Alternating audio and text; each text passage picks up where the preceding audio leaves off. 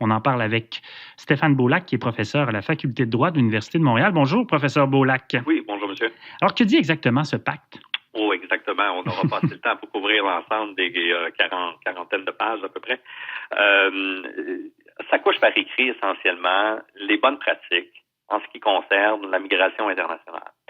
Sans rentrer dans les détails de la genèse, là, mais c'est suite à la crise migratoire de 2015, on s'est mobilisé, on s'est entendu sur le besoin d'avoir un instrument, vous le disiez en introduction, non contraignant. Donc, c'est pas un traité, c'est pas une convention internationale qui impose des obligations aux États parties, non. Mais en 2016, donc, on a décidé qu'on était pour aller de l'avant, néanmoins, en couchant par écrit dans un texte juridiquement non contraignant, mais qui, néanmoins, était pour aider à l'harmonisation, à la coordination des efforts en ce qui concerne la bonne gestion des flux migratoires, que ce soit en Europe, que ce soit à travers le monde, peu importe. Et voilà, on en est arrivé à un texte, à s'entendre sur un texte en juillet dernier, juillet 2018. Et c'est ça aujourd'hui dont on confirmait là l'approbation à Marrakech. Mais pourquoi ce pacte-là suscite autant d'opposition?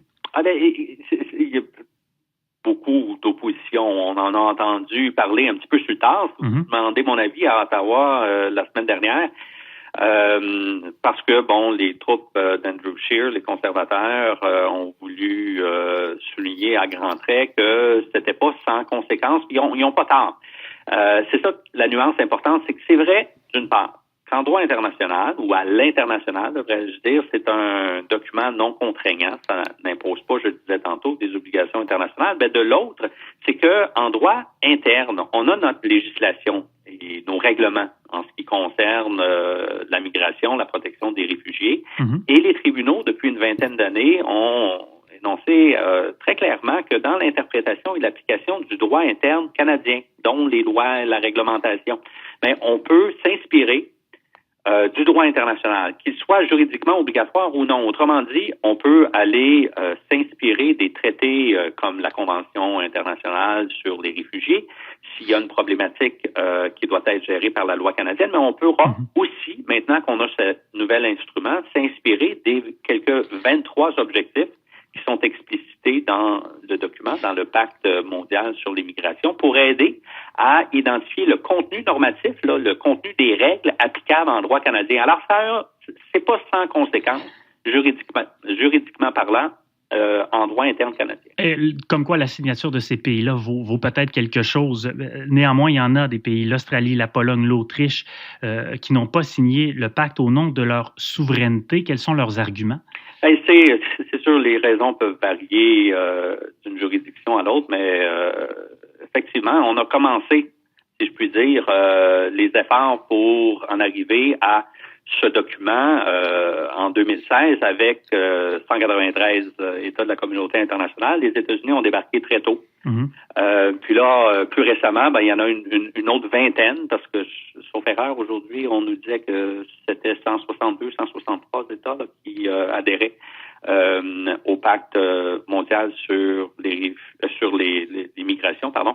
Et donc, on en a quand même perdu. Et qu'est-ce qui est significatif? Parce qu'on pourrait faire le calcul 20 sur 190, c'est pas tant que ça, mais qu'est-ce qu'on doit néanmoins comprendre? Ce sont des juridictions qui reçoivent ces flux migratoires qui ont augmenté depuis un certain nombre d'années. Alors, dans une large mesure, ben, c'est pas tant les pays d'Afrique et d'Asie qui subissent ni plus ni moins les coûts et le fardeau. Il y a beaucoup de positifs, des flux migratoires, mais il y a également une charge qui doit néanmoins ne pas être oubliée. Et ces juridictions décident pour des raisons qui leur sont propres, qui peuvent relever ou qui pourraient peut-être trop rapidement, à mon avis, être jugées comme relevant de leur idéologie. Mais il y a certaines juridictions, je pense à la Hongrie, par exemple, à la Pologne, qui sont trop prises avec des gouvernements qui s'en vont beaucoup plus vers la droite, ou voire l'extrême droite sur le spectrum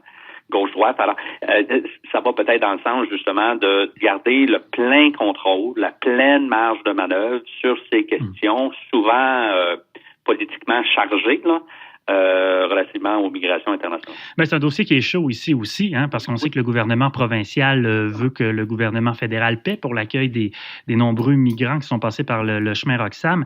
Chez nous, au Canada, est-ce qu'on a eu raison de signer n'appelons peut-être pas ça un pacte, mais disons ce document-là? Oui, bon, c'est la terminologie, c'est pas tant la terminologie, le nom qu'on lui donne à cet instrument international que son contenu. Ici, c'est clair, on le dit à maintes reprises. Et l'intention des États qui ont participé à sa rédaction, c'était de ne pas créer un instrument contraignant, juridiquement parlant. Alors, c'est clair, c'est du soft law, comme on dit dans le jargon, droit mou par opposition à du droit dur comme un traité. Alors, est-ce qu'on a raison? Ça relève peut-être d'une analyse plus d'un politicologue. Là, vous parlez à un juriste. Je voudrais pas rentrer sur l'opportunité. Le Canada, évidemment, la posture qu'on adopte est très clairement, d'autant plus clairement, depuis 2015, depuis l'arrivée du gouvernement de Justin Trudeau. Hein, on se souviendra des tweets envoyés par le premier ministre qui lançait une invitation ouverte aux réfugiés mécontents de l'application d'une politique plus serrée aux États-Unis, hein, suivant l'administration Trump. Alors, ça va dans ce sens-là. On n'est pas surpris, évidemment, que c'était l'ajout politique la semaine dernière et vraisemblablement encore aujourd'hui en Chambre.